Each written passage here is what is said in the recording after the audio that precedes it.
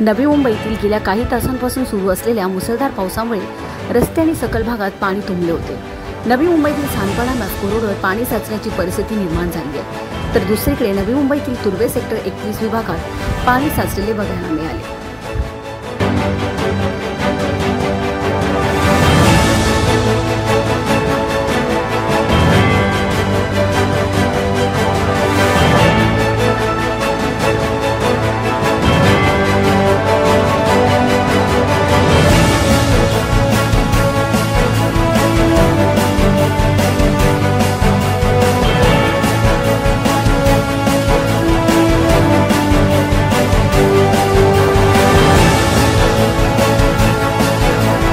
आजची उद्योगनगरी न्यूजला subscribe, bell आयकॉनला प्रेस करा, लाईक, कमेंट आणि शेअर करा।